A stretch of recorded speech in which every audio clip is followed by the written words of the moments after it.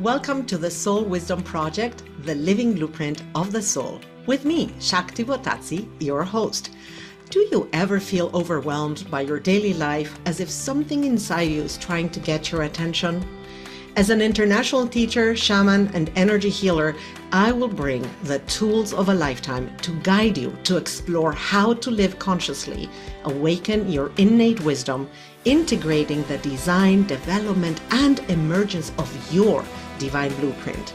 Each episode blends grounded conversation with multidimensional insight, guiding you to release old patterns, align with your higher intelligence, and live awake, aware, and fully present. The Soul Wisdom Project with me, Shakti Bottazzi, starts now.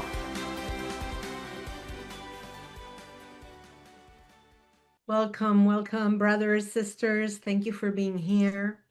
If you're like me, I'm sure you're all feeling this wave of wobbliness, of emotions and energies all over the place. It's quite the time to be a human having an experience here on Earth at all levels, worldwide, individual. It's quite the journey. And I'm super happy to be with you here today. And today we're going to talk about body healing and why the soul has been holding back. And today's episode really piles up, or I would say follows on last episode, which was, are you feeling safe in your body, or how safe do you feel in your body? And we're going to readdress in different ways why we may not be feeling safe in the body, the survival strategies we addressed last time. And today we're going to go one layer deeper. What actually happened in that moment when something happened, when we were hit by one of the key wounds of humanity, and what happened and what do we do and what can we do? We're going to speak about the moment of fracture, the small wounds that nobody may call trauma, but they still impact our lives from then on. It's also called the moment of fragmentation. What does that exactly mean? And how we can bring awareness to that, and how we can also bridge those moments in which that fragmentation happened. It's going to be a potent episode, so get comfy, grab your drink, and listen up. But before we dive in, I have a free guide for you. It's called The Living Your Soul's Blueprint. It is very much related to these topics that we've been addressing in the last episodes, and in general to this whole project, the Soul Wisdom Project. So I really advise you to go get your guide if you haven't gotten it yet. And you can go onto my website, onto theawakenpath.com, and you will see that it says Soul Wisdom Project. There's a blue button there. Go in there, and in there it says Discover the Blueprint of Your Soul. Click there, fill your information, and get your handout, because it's going to be supporting you way beyond just this episode. It's very profound, and everybody that has read it is telling me that they keep going back to it because there's so much juiciness and awareness that keeps popping up as you read it and reread it and incorporate those parts of an information that's quite new for all of us at this time. Okay, ready? Let's talk about the moment of fracture. What happens for us as we grow up? As souls, we come to earth, we plan our journey with a certain family, in a certain body, in a certain culture, in a certain country, in a certain city that speaks a certain language, with siblings or not siblings, and we set it all up so that we have the perfect storm for our soul to expand, grow, and get ready to do what we are here to do. And what seems as a traumatic childhood in the end is nothing else than the perfect staging for what our soul needs to grow, to expand, and to find true fulfillment. Because something basic, right? If I were always, always, always joyful, Would I really appreciate what it means to be joyful? Or do I really appreciate what it means to be joyful? Because I have moments in which I am sad and I may be a little bit blue. And when we have those contrasting emotions, then we can begin to appreciate, oh, I get it. If I'm blue, when I'm joyful, I can really grasp it because I know that this too shall pass. And the blue times too shall pass. That's the beauty of life, right? So, regarding what our soul experiences in childhood, especially between the moment in which we are conceived, throughout the moment we are in our mommy's tummy, and even the first 7 years of life where we are being influenced by our families. And then between 7 and 14, when we go into school, elementary school, and we begin to be also influenced by society, right? By our peers, by the other students. Well, what happens? There are five core wounds that are the basic core wounds of humanity: their rejection, their abandonment, their humiliation, betrayal, and injustice. And we all experience all of these, but especially a few of them over and over and over, because they are the ones that we came into this lifetime to learn and to fully move beyond that.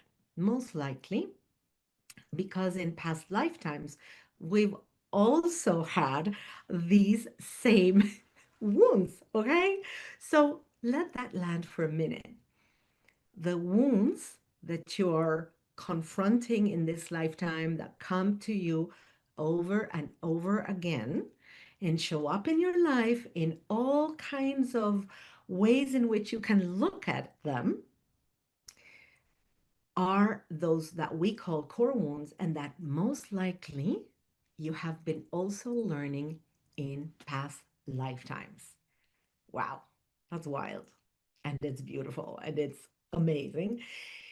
And what's even more important is that we can actually look at your birth chart, and we can look at your human design chart, and we can pretty much pinpoint through certain aspects of your astral chart and certain aspects of your human design, which ones are these wounds that you came here to learn. For example, for me, betrayal is one of those wounds that kept showing up in my life all the time. I was betrayed when I was a little girl by friends. You know, when you have that very, very best friend and you go to sleep to her house and she comes to your house to sleep, and you think you're really good friends and you confide in each other. And then you come to find out that everything you confided in pure intimacy, she's shared to the winds with other people and is now derading you and laughing at you. And wow, you know, you're probably 10, 12, 11, and that betrayal hits hard, particularly because it's one of the first ones. And then you experience love and you experience your first love. And then you find out that that first love was having more intimate conversations and even potentially physical intimacy with your friend, and you didn't know. Betrayal hits again. And then you have a husband, and you discover that your husband betrayed you in the most profound way, and it's so hard to discover. And so betrayal keeps showing up in your life over and over again. And by the way, those are examples of my life. Um, and it's like, okay, I get it. There's a lot I need to learn about this, and there's a lot I can heal about this. But I want to explain to you what happens in terms of the experience of your innocence and the experience of your ultimate, authentic, essential beauty with which you are born. Because we're all born pure, innocent, perfect. We're all born in alignment with this soul's divine blueprint, the one I am inviting you to download the handout, because the divine blueprint is none other than a full energetic imprinting of the most beautiful and the most perfect expression of who you came here to be. And you're born with the full blown expression of that divine blueprint. But what begins happening in your life is that as you live life, as you begin experiencing life in your family and with your friends, you begin having input from the outside world that has you believing that that beautiful and perfect divine blueprint is not okay. So, how does this happen? For example, you are a little girl and you are beautiful and you're 3 years old, let's say, and you're jumping and playing in your mystery world in your room, and you are probably even singing and totally immersed in your world. Have you noticed how children live in the present moment? They're completely immersed when they're looking at the earth and playing with ants, or they're playing with their dolls, or with their cars, or with their trains. How completely immersed in that imaginary world they are. They're in the present moment. There's no past, no future, there is no conditioning. It's just what's in front of them. So here's this three little girl of the example, and mom is out at work, and the nanny is taking care of the girl. And mom comes home and she is frazzled. She's had a really difficult day. Traffic was incredibly hard, and she needs to take the little girl to the doctor because she has just a natural pediatrician control. And the girl is all playing and she's not ready to get out. She didn't put her little shoes. She's like playing around. And mom is really harried and she's like, come on, you have to be ready. Let's go. Stop singing. And whatever mom can say. And it's okay, right? Mom is human, and moms have humanness, and moms are pressured, and mom wanted what was best for this little girl. Mom wanted to take this little girl to the doctor because it is healthy and good, and it's to prevent that the girl is being taken to the doctor. But that moment of harriedness, that moment where mom was taken by the stress of the day and the tiredness of the day and the important rushness of having to go to the doctor, impacted that little girl. And the little girl internalized that as it's not okay to sing. It's not okay to be joyful in my world. And lo and behold, the first fracture happens. That is the moment of fracture. And look, I'm on purpose using this example where there are no words being said, because other moments of fracture could be when you're having an interaction with a friend or with your mom or with a sibling, and then you get that phrase, oh, come on, stop being so sensitive, right? How many of us have had that a million times? So that too hurts you, and that too has you believing that being sensitive is not okay. And potentially there is a moment of fracture over there. And I'm going to go deep into that so you understand. But what I'm saying is that no words are necessary for you to internalize an information such as it's not okay to be me. It's not okay to sing because I'm happy. It's not okay to simply be happy because if I do, I'm making somebody mad. So maybe I can't be fully who I am. And next time this little girl is playing and mom comes around, the little girl will look around and make sure that everything is okay and be probably very tense and stressed. And that's how we begin becoming conditioned. So, what happens in those moments when this example that I just gave you of the little girl, or when you're having a conversation and somebody says to you, oh, come on, stop being so sensitive? Another one that was huge, and it's very big for many of us who are in the spiritual paths and who have an ability already opened and already um, developed to access our intuition and to trust what the intuition is saying. So many times when you were a child and you were already having this gift, because we are all wired, by the way, to be able to have full intuition, we were told, oh, you have such a vivid imagination. Boom. You're no longer free to speak about what you know to be true because it's your intuition and it's so real. It's as real for you as the real world. But now you're being told that you have a vivid imagination, and you're being told it with a tone of voice that speaks to the fact that it's not okay to have a vivid imagination. I wonder who can feel represented in any of these examples, because I know they're real. They're examples from my clients, they're examples from my own life. These things are big. Okay, so before I tell you about the moment of fracture, I want to add this. There's also big moments of fracture. There's also truthful, difficult moments in the life of little boys and little girls when there is such a thing as sexual abuse, such a thing as physical abuse, such a thing as emotional abuse, and many other things, such as thing as abandonment, because there are big things. Maybe you lost a parent when you were very young, or abandonment because your parent left home and never came back, or abandonment because your parents were divorced and you internalized it as it being your fault.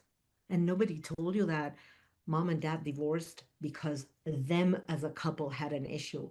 You thought it was your fault that they divorced. So there you go again. All of these moments, some are like in these examples, very evident that they are hard for us, and some are subtle, like the little girl or the phrase, stop being so sensitive. But for the pure, innocent soul, for the young child, they all register. It's not like, oh, this is big and important, this is subtle, and I don't need to pay attention. They all register. And when they register, what happens? The moment of fracture. So, what does that mean? The moment of fracture. And before we dive into that, I wanted to take a breath and to really take a moment to take stock of the examples I just gave you, and to take stock of these five core wounds of humanity: rejection, abandonment, humiliation, betrayal, injustice. I know that as I am saying these out loud, your inner antenna is already picking up on which ones of those are true for you, because we all have them, okay? Normally, we have one major one that keeps repeating in our lives, or we have two major ones. My personal ones: betrayal and abandonment. Those were the big ones. Not that I haven't felt injustice, or I haven't felt humiliation, or I haven't felt rejection. Of course I have. But the big ones, the big titles that keep showing up in my life, or have, I have to say, have kept showing up in my life, because I'm so, so grateful for the journey I've done of releasing, healing, looking at, and letting go. And part of what I'm going to talk to you in the rest part of the show, so that you can have some more insight. But tune into which ones of these are yours. Which ones are of these are the ones that you know for a fact have impacted you in your life, and that maybe you don't know it in your mind exactly how they played out, but as I am speaking them, your whole system is reacting to them. Your whole system is receiving a frequency through these words, and maybe you even have an emotionality come up, and that's fine, because that's your story. And owning our story and beginning to see our story and beginning to accept it and embrace it is already part of how we begin to heal, and how we begin to bring clarity to whatever it is that is holding you back from, holding us back, I should say, from being beautifully, unapologetically who we are. Because all of these wounds keep us from showing up fully for who we are, because we created, in that moment of fracture, strategies of survival. Let's dive into what is the moment of fracture. All these examples I shared with you, in the moment in which you feel, or the little kid has felt, or you have felt growing up, oh, it's not okay to be sensitive. It's not okay to be joyful. It's not okay to be or do whatever it is that I was doing when the reaction happened.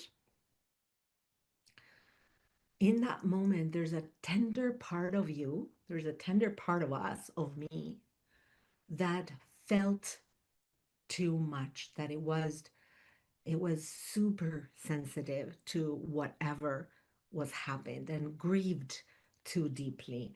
And that part felt that I need to protect myself. I need to do something to protect this innocence, this super tender, vulnerable beauty. And so there's a split, literally a split in your personality, a fracture.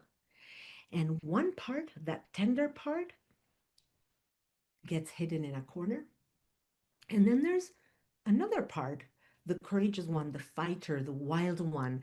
It takes many different aspects. It takes the aspect of a rebel. It takes the aspect of a hyperachiever. It takes the aspect of a wild person.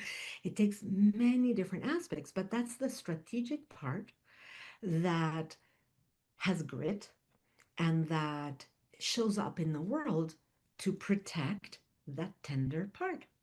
And that courageous, strategic, rebel, wild part, whatever, because it takes many ways and shapes and forms, is the one mostly seen by the outside world, the one that adapts, the one that performs, the one that achieves, the one that is loud, the one that speaks up, the one that rebels. That's the part that is acting out in the world with the main goal of protecting that innocence. Yeah. Can you see that in your life? But here's the thing, neither part is wrong because both of us, both parts, were doing exactly what was needed to ensure that you could thrive in the world and that you could survive without being hurt anymore.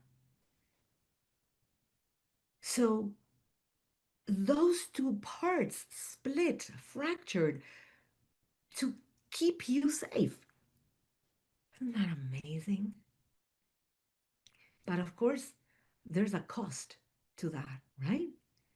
And that's that we stop living life with that innocence. We stop living life fully trusting, and we begin to be hyper aware, hyper alert, calculating, manipulating, whatever it is that we learn to do and to be to keep that tender part protected, right? That's huge. So, for example, in my book, Remembering Her, A Soul Embodiment Journey, I speak a lot in depth about how these wounds play out and how what are the strategies that we build to move through them, and also how we can move out of them and how we can bring in an integration to these parts. And I give a lot of examples about my life. So if you want, you can also access Remembering Her, A Soul Embodiment Journey in the links to the description to this video and in Amazon or Kobo or any bookstore around the world will have it if it's English speaking. So the point is that there's a cost because living life in protection mode and in survival mode has you not living life truly authentically expressing all of your beauty, expressing all of your gifts. And by gifts, I don't just mean spiritual gifts, I mean all of your qualities, all of your colors, all of your creative abilities, because you're afraid. You're afraid of judgment, you're afraid of criticism, you're afraid of rejection, you're afraid of not being loved, because at the end of it, or at the bottom of all of these woundings, is that we want to be loved, and we want to be loved for who we are. That's it. It's that simple. But what happens that as we develop these strategies to protect that innocent part, which is the most beautiful essence of who we are, we begin moving around in the world, becoming somebody that we truly are not fully, right? So we go up in the world, out in the world, with what we call a mask. And the other day I was talking to my son actually, and I said, well, but you see, he was telling me about this, exactly this topic. And he's like, but you see, I struggle because of this and that. And I'm like, because people are not rejecting you, they're rejecting your mask. And that is the point. They love your mask and they reject your mask because all they can see is your mask. So, how does this work? And what can happen if we drop that mask and we thrive in showing up in the world, in our lives, being authentically who we are? And can we do that? Can we let go of the mask? How do we do that? Because the parts fractured to protect the most tender part, the one that wants to show up without a mask. Because here's the other crazy thing, that part that you hide or that is in hiding to be protected by the other part, that part is truly who you are, and it's the one that yearns to be loved and seen. That is the part that wants to be loved because that is the authentic part of you. So when we go out in the world and show up with all these strategies of the rebel, of the courageous one, of the tenacious one, of the successful one, of the gritty one, and all of those faces that it can take, the intellectual one and the one that knows all the answers, we're not really stepping out in the world with that tenderness, that beauty, that creativity, that vulnerability, that intuition that makes you, you. There's no one else like you.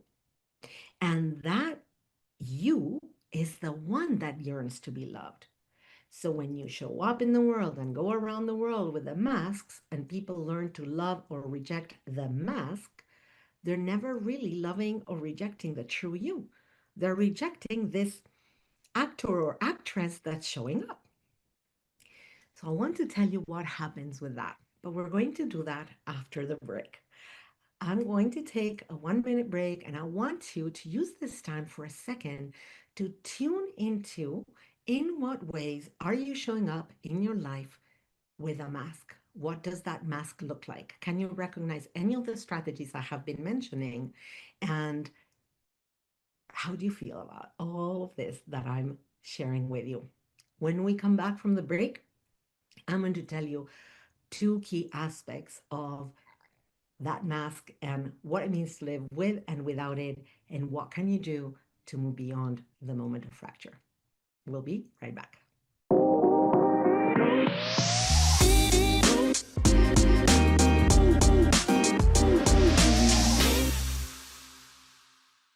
And here we are back, and we were talking about what happens with that part of you that's the most tender, the most beautiful one that goes in hiding to be protected by the most strongest, gritty, rebel, hyperachiever part of yourself. What happens when you're walking through life with a mask, and what happens with that yearning that we all carry inside of being loved, but we're wanting to be loved for who we are. All of these emotions that we've been talking about in this part of the show today, all of these emotions live within our bodies. They live within our cells at a cellular level. They live as energetic imprintings in our cells. And they also live in what's known as the etheric body. I spoke about this, I introduced the etheric body in the last episode, in episode number 7. And I had you do a somatic exercise where I asked you to pass the hand above your skin, about an inch to two above your skin, and to try how it works, how you feel it, and what happens if you pass your hand above the skin of somebody you love, a friend, or even your beloved, or a child. How does that feel? Well, the reason why I mentioned that last time and the reason I'm bringing back up today is because the etheric body is an energetic field that has the shape of our physical body, that starts at the level of the skin and has a width of about 1 to 2 inches, 1 to 5 centimeters, if you're not an inch person. And it is associated with the element of water. And as you know, water has to do with emotions and with the flow of tears, and it holds also all of that emotionality, so much so that it's called the emotional body. So every moment that was felt, every moment of fracture, every moment that was endured, every time you abandoned yourself, and also every time you chose yourself, every time you said yes because you meant yes, but every time you said yes when you really meant no. All of those and many more are all stored in that energy field known as your etheric body. It's a beautiful aspect of us humans that the information is stored in our subtle bodies as much as it's stored in our physical bodies. And the reason I'm saying this is because I'm preparing you for what's coming next and how we can recover those fragments. But before we go there, so you're walking about life with your mask, and people, all they can see is this mask, this adaptation that you created, this persona that you created, because you built this persona following through all the threads of all the times you perceived somebody else that you cared for, a teacher, a parent, a best friend, a mother, a father, a caregiver of any nature.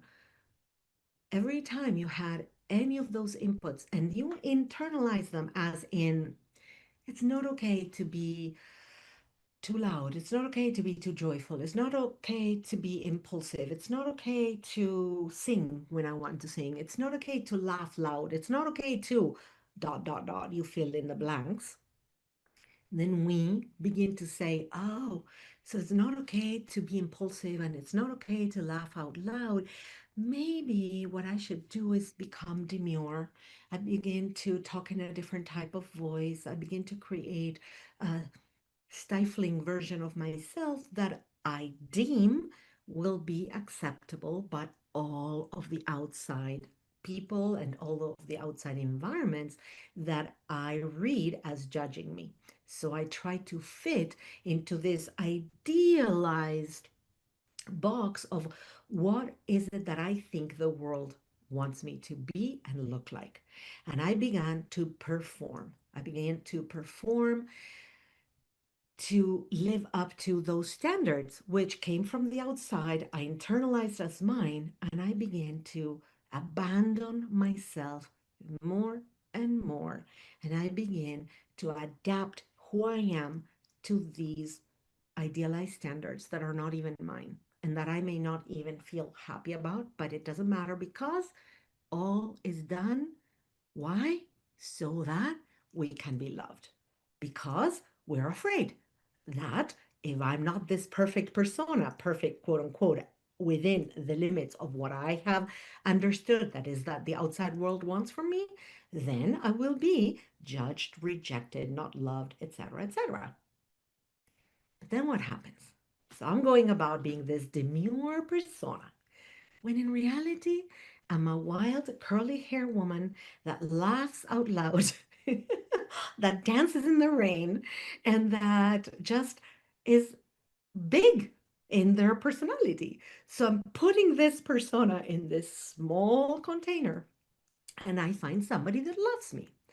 But this person is loving the persona, the actress. It's not loving me, Shakti, the laughing out loud big persona, is loving the small me, the one I've created within this shell, within this box. And what happens? That we create a relationship and I fall in love with the, guess what? The persona of my man or my woman, whatever it is. So I fall in love also with their masks. Okay. So now we have two individuals that are loving each other and going about life. And each of them has really fallen in love with an illusion. And there's like a joke, right? They fall in love with this persona that was created in the idealization of what would be ideal to be.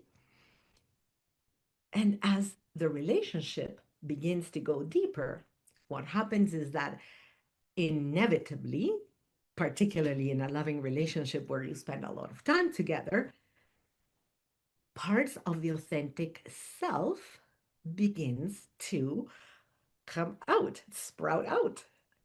And many, many times, parts of those authentic self aspects come up because as you become closer with the other person, you begin touching on those wounds. And it's unbeknownst to you that you're touching that wound, and the other person begins reacting.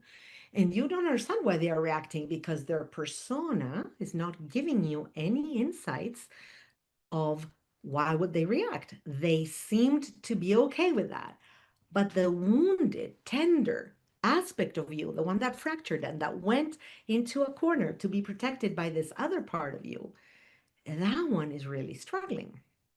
And so that's when misunderstandings begin to happen in relationships and unhappiness because two people fell in love with an illusion. Nobody fell in love with a real person. How wild is that? But the wildest part is that this is how we all live life on earth. Crazy. Yeah, I know. So, how do we move beyond this and what can we do about this? The way to move beyond this is to begin going and recovering those fractured parts. Every unwitnessed emotion, every moment in which you swallowed a situation that you didn't want to swallow, every moment you didn't feel what you wanted to feel because you were protecting yourself, every time you abandoned yourself, every time you betrayed yourself, not somebody else, you betrayed yourself by not speaking up, by not asking for what you really need, by not really stepping up for what you believed, because you stayed within that outer imposed limits that became so internalized you don't even know that they're not yours. You've internalized thinking those were yours. But the truth is that your authentic self, the one that really is tender and beautiful and expansive and colorful and all of the aspects of you are waiting to be witnessed, are waiting to come up, and are waiting to be loved for who you quote unquote be, for who you be, not even for who you are, for your beingness.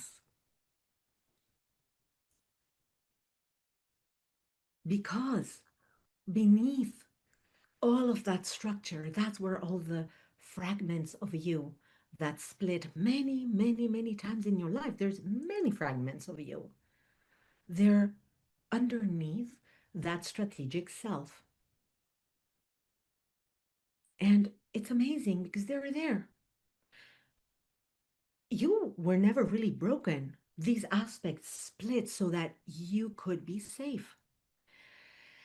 And as you begin to understand, oh, so this is a mascara, a mask. This is, I said it in Spanish, this is a mask. This is not really who I am. and you begin to connect the dots. When do you begin to connect the dots? You begin to connect the dots when somebody you love and you really care for, or maybe your boss, because it's not just loving, maybe it's like at work in an environment you care for, or maybe it's with your siblings because you care for them, or maybe it's with friends. In any interaction in which you really care and you get triggered, you get hit in that raw wound that you didn't even realize you had because it's beneath all of that mask, begins to give you insights at, oh, this is hurting. Why? What's in there? And so you naturally become curious about going, recovering those aspects of yourself. And there's many techniques out there. In shamanism, for example, one of the techniques we use is known soul retrieval. Like we literally help you journey back in time to retrieve those fragments of your soul that stayed behind. They stayed frozen in time at the time in which the fragmentation happened, the split happened. So there's a 3-year-old little girl, a little aspect of that 3-year-old little girl that stayed behind.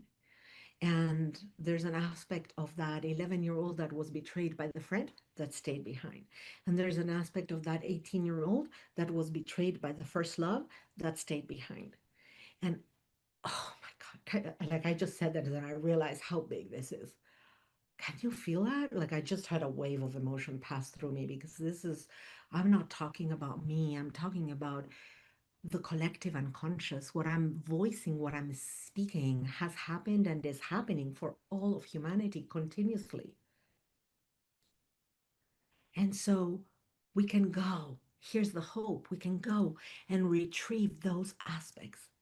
That's called soul retrieval. Another technique used is that it's called the inner child awareness, and it's about going and connecting with that inner child that stayed behind in a corner and reaching out to that inner child and explaining to the child that they didn't do anything wrong and going and really make the inner child feel safe and bring them back into the self.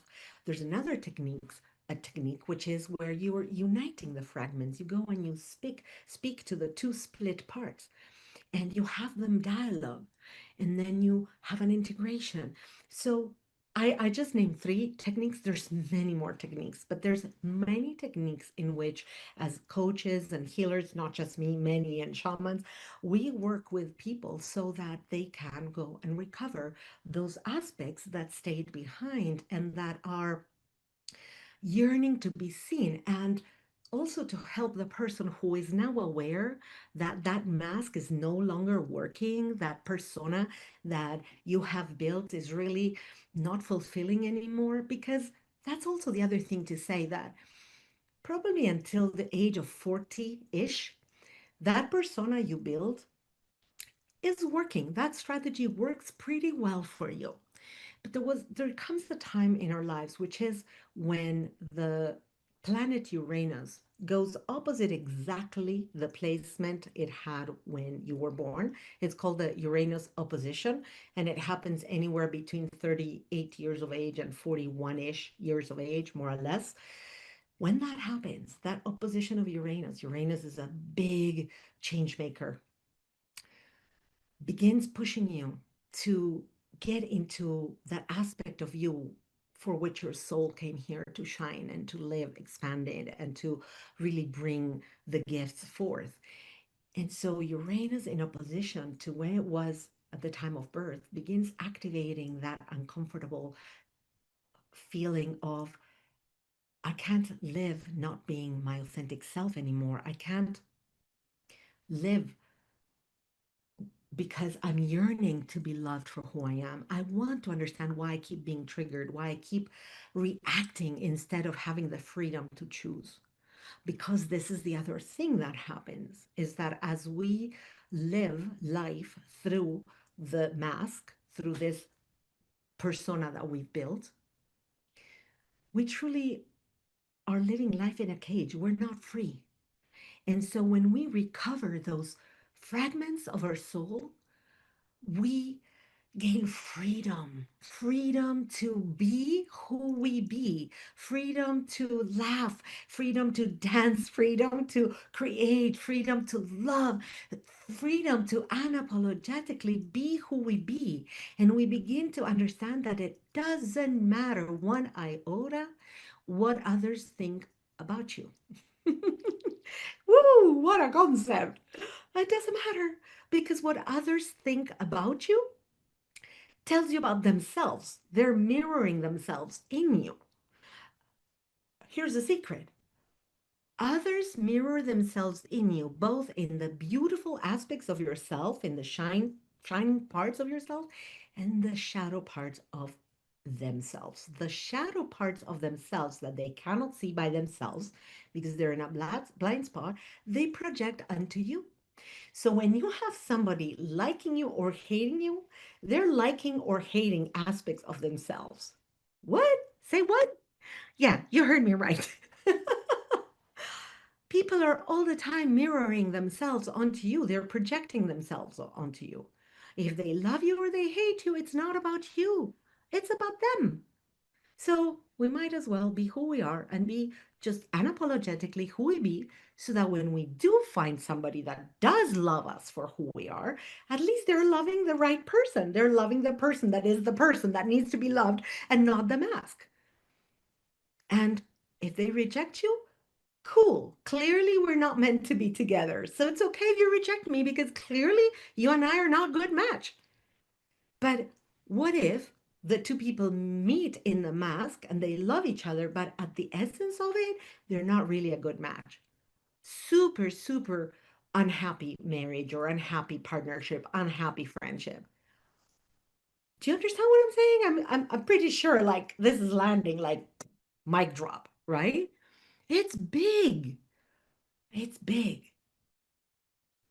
So calling the fragments home is awesome and liberating and opens your life so that you can really, really be fully expanded and begin living life at a different way, level of awareness, at a different expression of who you are, free to be you.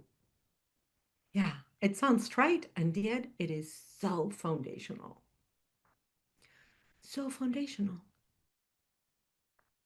And just so you know, when we talk about soul retrieval is not like a dramatic um, thing to do. Even though when you have a soul retrieval session or a fragmentation reunion, or when you have a inner child session, they're not dramatic, but they're profoundly emotional and they're profoundly healing.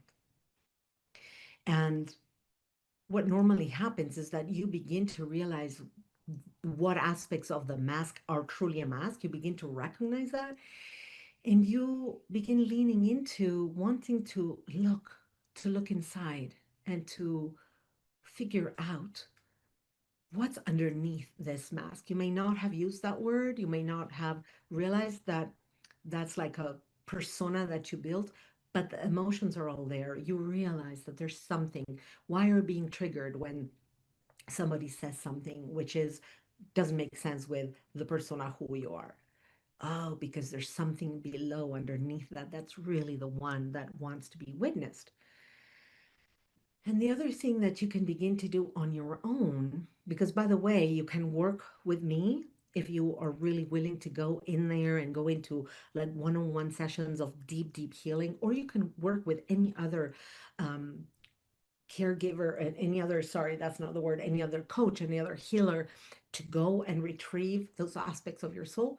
But you can also do it by beginning to sit still, to gain connection with what's known as the witness, allowing your soul that's always here to witness inside and begin understanding that there's a separation between that persona and the authentic aspect of the soul. And you begin to realize that when you begin practicing with regularity, practices such as meditation, stillness, um, meditation in movement, that could be ecstatic dance, it could be walking in nature, it could be running, could be in any aspect in which you enter a similar trance state that quiets that persona, that mask, that mind, that egoic part, and allows the soul to have an insight into what really is that essence of you. And so that's when true deep healing begins to happen.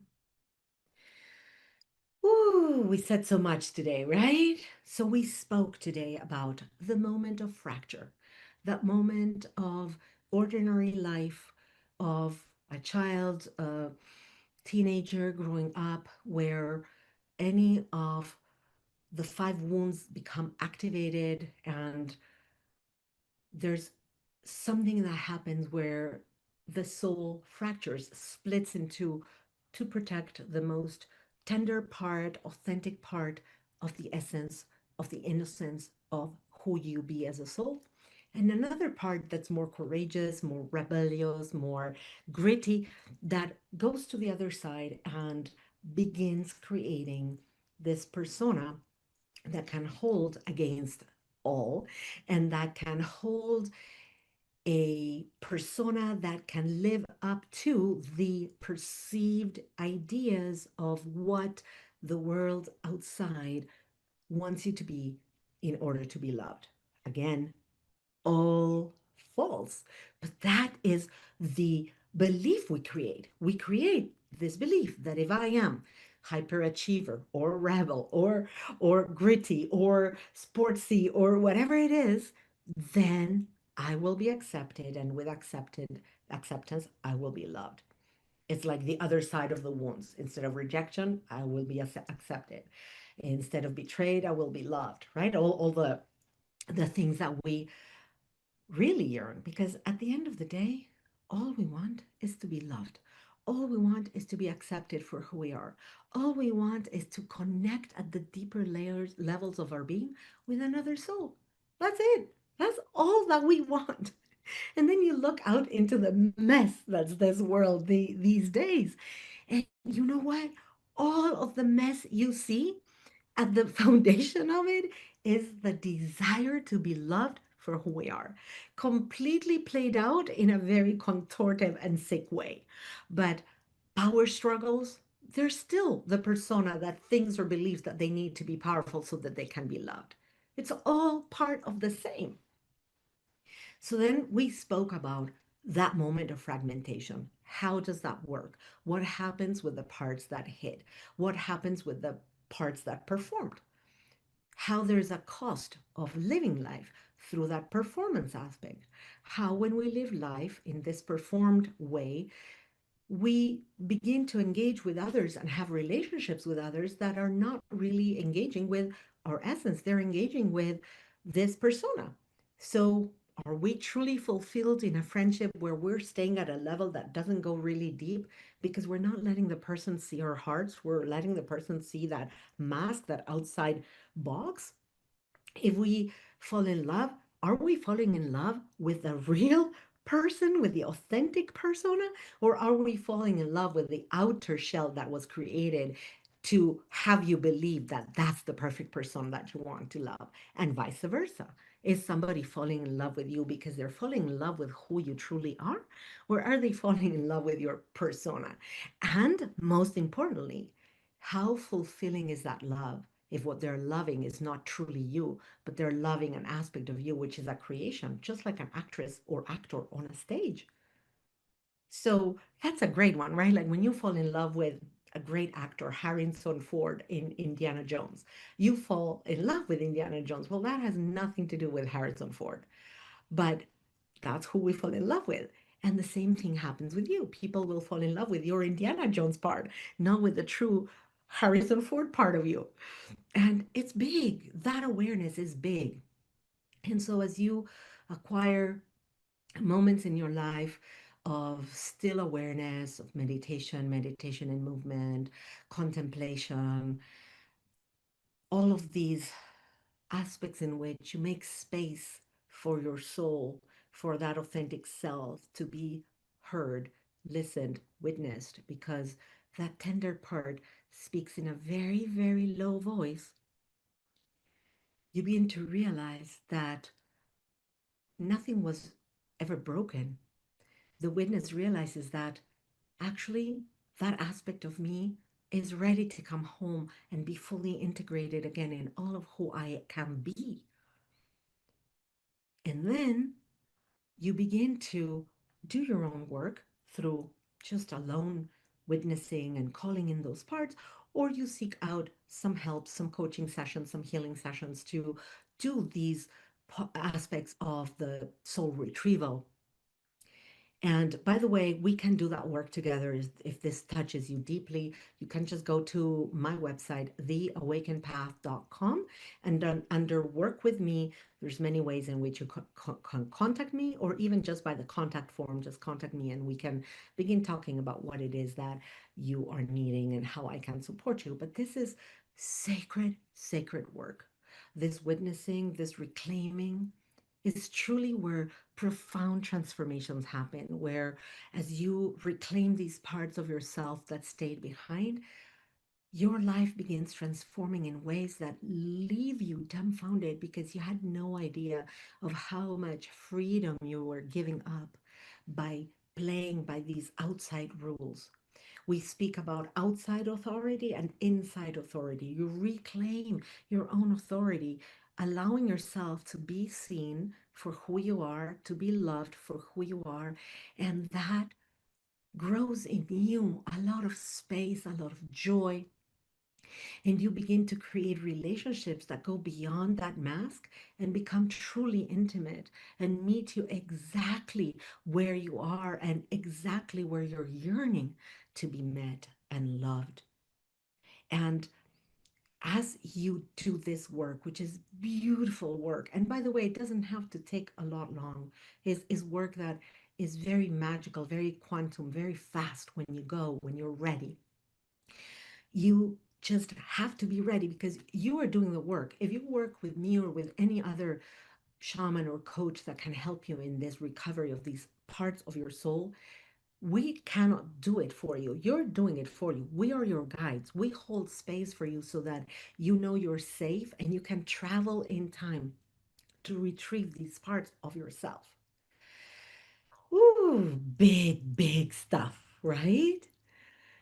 So, to begin, again, I recommend you download the Blueprint of Your Soul, the Living Blueprint of Your Soul. It's a great beginning moment because it explains a lot of aspects that go beyond what we spoke about here today.